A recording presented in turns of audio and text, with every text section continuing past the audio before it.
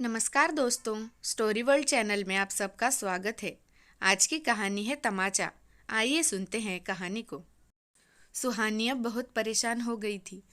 अब पानी सिर से ऊपर जा रहा था। सुहानी ने अब फैसला कर लिया था, वो अब यहाँ नहीं रुकेगी। उसने ट्रॉली बैग में अपने सभी कपड़े रखे, स्कूल कॉलेज के मार्कशीट के साथ साथ सभी प्रतियोगिताओं के सर्टिफिकेट भी रख लिए। और बैग को बंद करने से पहले उसने एक नज़र पूरे कमरे पर डाली, जहाँ 6 बरस पहले राज उसे ब्याह कर लाए थे।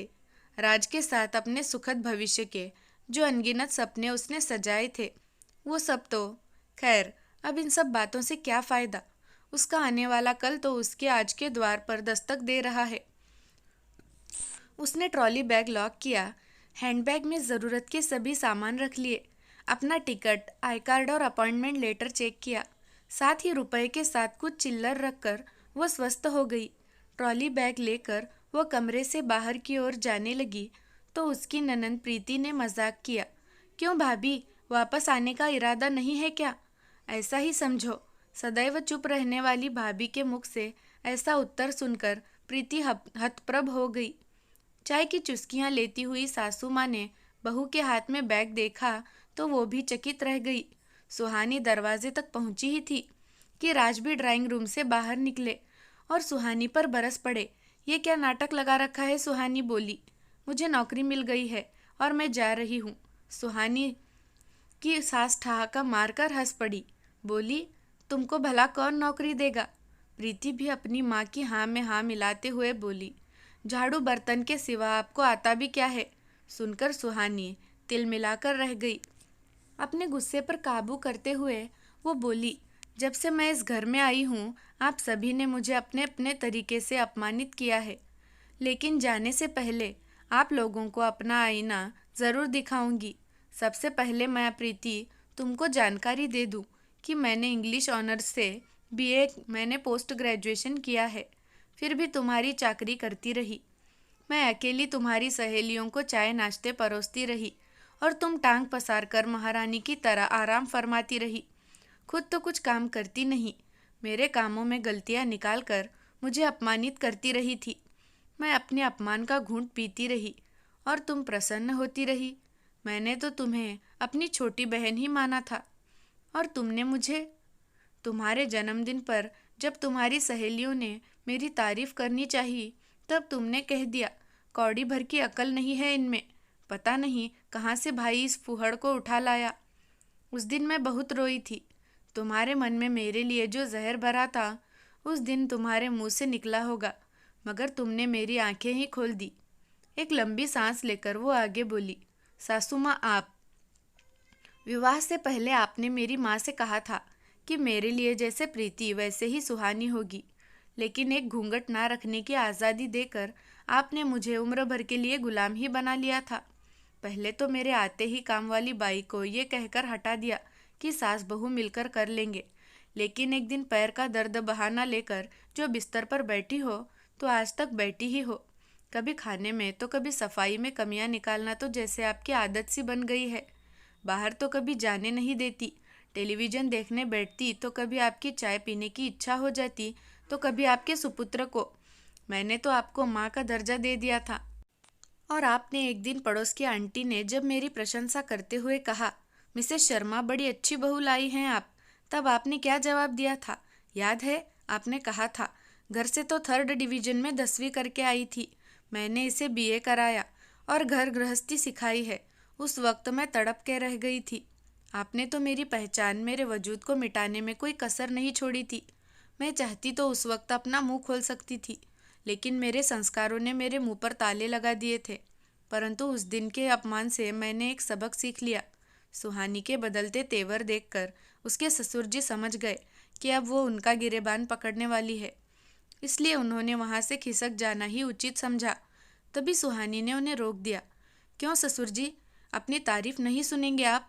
सुनकर उनका हलक सूखने लगा। सुहानी अपने ससुर की तरफ हाथ से इशारे करते हुए बोली, ये महाशय स्वयं को घर का मुखिया कहते हैं।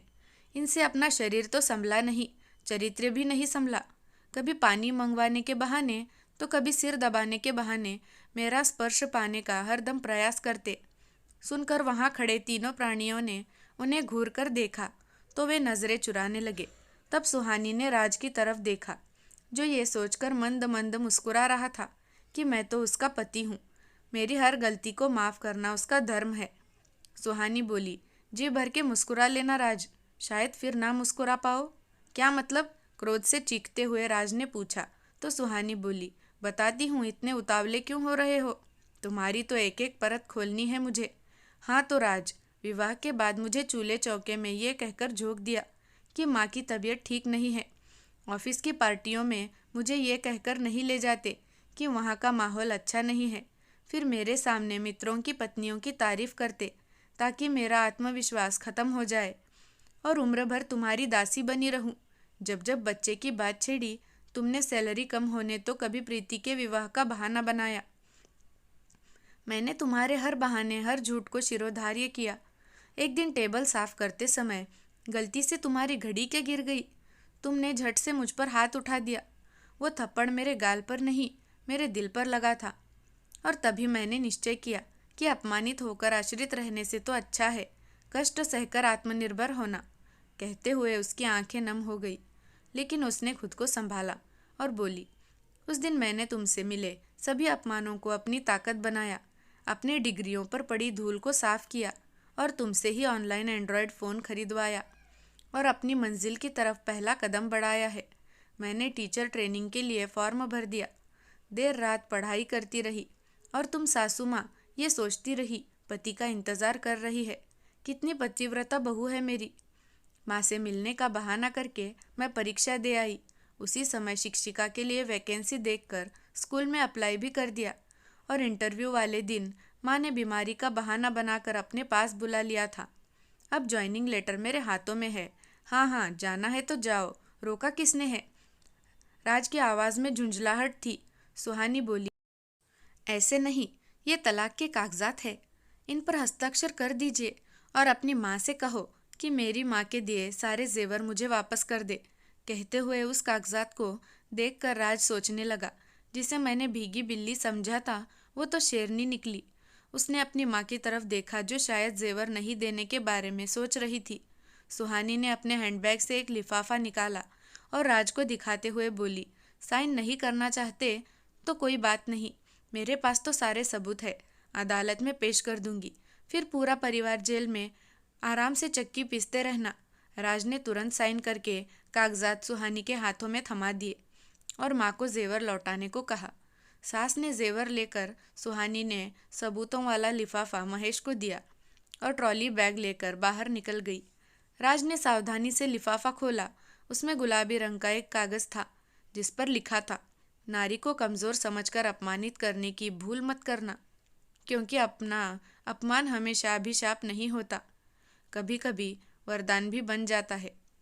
जैसे एक तमाचा सुहानी के लिए वरदान ही बन गया हो। धन्यवाद।